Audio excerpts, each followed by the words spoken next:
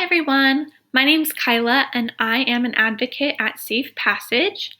At Safe Passage, we're a nonprofit located in Coeur d'Alene, and we help anybody in the 5 northern counties of Idaho who may be experiencing domestic violence, dating abuse, sexual assault, stalking, and human trafficking. To know more about Safe Passage and our services, you can head to our website or select our YouTube video where we go over our services. Today we're going to be going over our Green Dot Bystander Intervention training. And we're here to talk about power-based personal violence. That includes dating and domestic violence, sexual assault, and bullying. We're going to go over these 3 different types of violence today. This isn't to detract or minimize other types of violence that somebody has experienced. This is just what we're focusing on today for time and content's sake. And we're here because we know that too many people have experienced sexual assault, dating violence, and bullying. Though most of us have heard statistics and research about sexual assault, dating violence, and bullying, it can be easy to stay disconnected by telling ourselves that it doesn't happen here or I don't know anyone that has been impacted.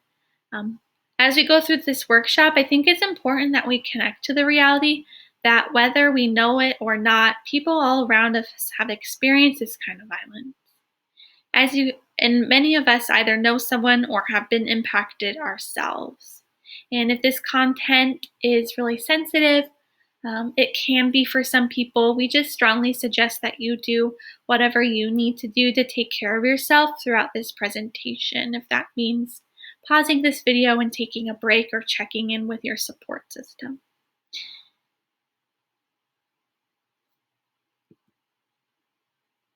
So we like to review these different types of power-based violence before moving on, so we're all kind of on the same page. If you've gone through our teen dating violence curriculum where we spend 3 days together, you're probably already familiar with these. Sexual assault is any type of sexual contact or behavior that occurs without the explicit consent of the recipient. Dating and domestic violence is a pattern of abusive behavior in any relationship that is used by one partner to gain power and control over another partner. Dating and domestic violence is not just physical.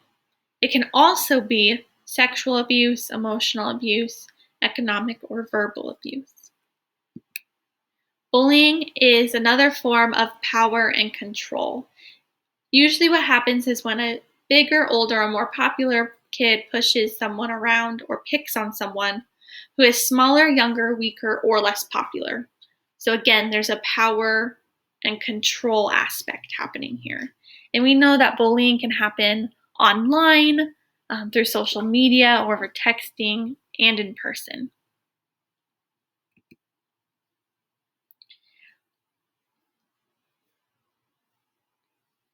Given the scope of the problem in high schools in our communities across the country, in order to reduce the number of those being hurt by bullying, dating and domestic violence, and sexual assault, there has to be a culture change in our communities. This issue is too big and too widespread for just a few people to fix it. And sometimes culture change can seem too much. It can seem really big, and it's easy to give up before we even start because we feel like it's too big for us to take on. Or we think, I'm just one person and I can't make a difference. But we know that culture change happens all of the time. One of the biggest culture changes that has happened in this generation is social media. Just a couple decades ago, Facebook wasn't even invented, and now there are dozens of social media platforms used all over the world. Now we have like Instagram and Snapchat, Twitter, TikTok, all sorts of new ways that we're connecting on social media and online. So let's think about how a new social media platform takes off and how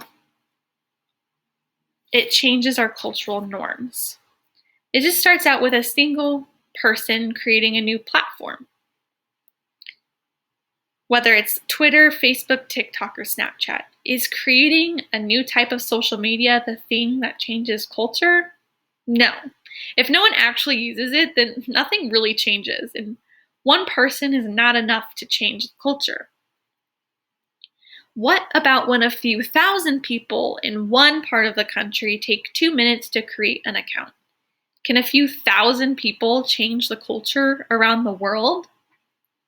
No, it's really just a few people doing their own thing, but it's not necessarily enough to make a big impact. What about when those thousands of people each get their friends to take 2 minutes to open an account? And then those friends get their friends, and those friends get their friends. When does a new type of social media get enough users to actually change the whole culture?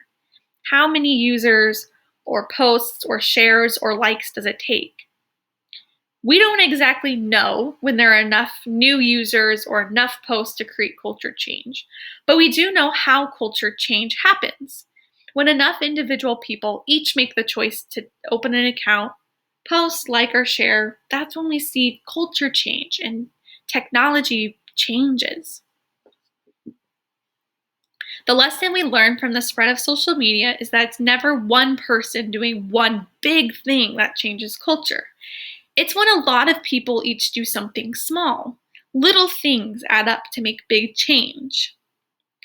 As you think about how small, individual choices to post on social media change the culture, I want you to think about your own school.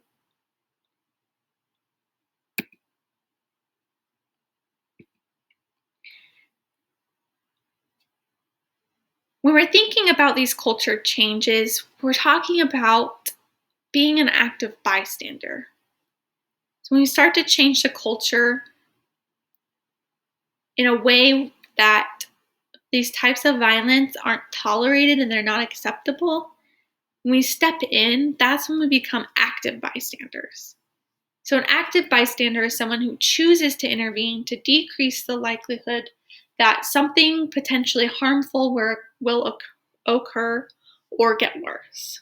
Sometimes when we think of a bystander, we think of somebody who's just there but doesn't really step in. And that's really kind of more of a passive bystander. But as we refer to an active bystander throughout this presentation, we'll be referring to this definition, someone who chooses to intervene.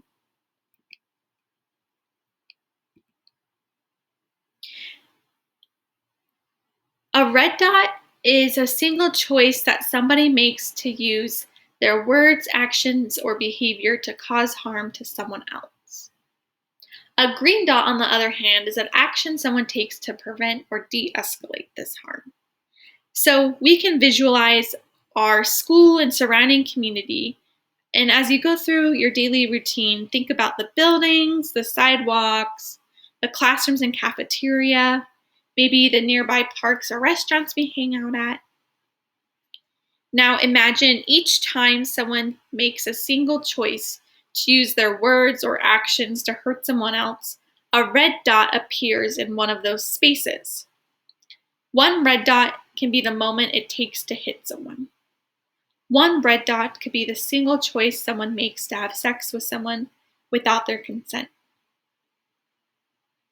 One red dot is when someone uses their words to humiliate, threaten, or coerce someone. Red dots are the small choices someone makes to show up unwanted outside of someone's work, class, or home. A single red dot is a small decision, just like the decision to open a social media account. And just like when enough individuals sign on to a new social media platform, we see that culture shift.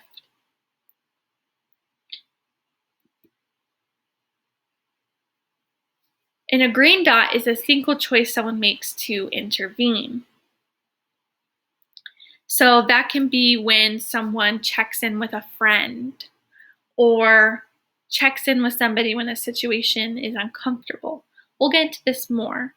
But when enough people choose to intervene and more green dots show up on the map than red dots, then that's when we kind of see this culture change in a way that no longer allows these types of violence to happen. We already went over what these red dots could look like, and a green dot is a single choice someone makes to check in with their friend or classmate they're worried about. It's as easy as being like, hey, I've been worried about you since you've been in this new relationship, and I just want you to know I'm here for you. Or I've noticed XYZ, and I'm wondering how you feel about that. A green dot is when someone chooses to pull someone aside and check in when they see a situation that makes them uncomfortable. A green dot could be giving someone a ride home, calling the police, or sharing your concern with a trusted adult. So think to yourselves, what are some warning signs or specific behaviors you could notice that could lead to sexual assault? So go ahead and pause this video and write down some ways that you might be able to notice from a third party or bystander lens, from the outside, that maybe something non-consensual is going on. So some warning signs we might notice if there's a situation that's not totally consensual that's happening. Some red flags or warning signs we might notice is maybe someone is pressuring someone to drink alcohol or pressuring them to continue to drink even though they're already incapacitated or intoxicated.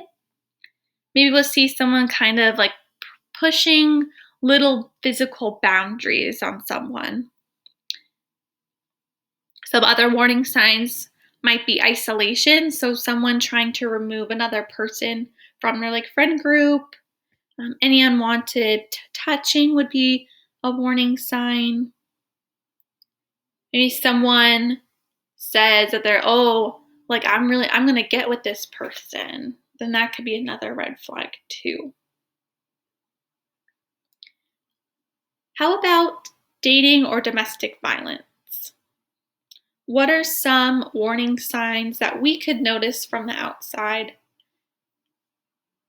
or specific behaviors we notice that could lead to dating or domestic violence? Go ahead and pause this video and take a second to think about, how could we notice if our friend is in an unhealthy relationship? All right, let's review some warning signs. So we may see one partner maybe calling the other partner names. Maybe one person is being isolated and they're not hanging out with their friends or texting their friends as much. Maybe they're not showing up to practice or meetings. Maybe we notice some physical bruising or marks. Maybe they make excuses for these marks. Maybe they change their appearance, like the way that they dress. Maybe we notice some personality changes. Maybe they have become more stressed or anxious or depressed.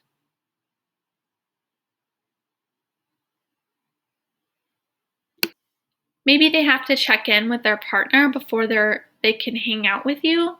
Maybe you ask them to hang out and they're like, I have to check in with so-and-so. That could be another warning sign as well. How about bullying? What are some behaviors we could notice that would indicate that maybe some bullying is going on? Go ahead and pause this video and take a second to write those down. All right, let's review. So some things we may notice if bullying is going on, maybe we see someone calling someone else names or saying mean and hurtful things. Maybe someone is spreading rumors or gossiping about someone, either in person, or maybe we see a mean or hurtful comment online. Any sort of physical violence we may notice. If someone sends us text messages or screenshots about something that's going on, spreading pictures of someone else without their knowledge or consent. Maybe there's harassment going on. These could be little things that help us cue in to these different types of violence.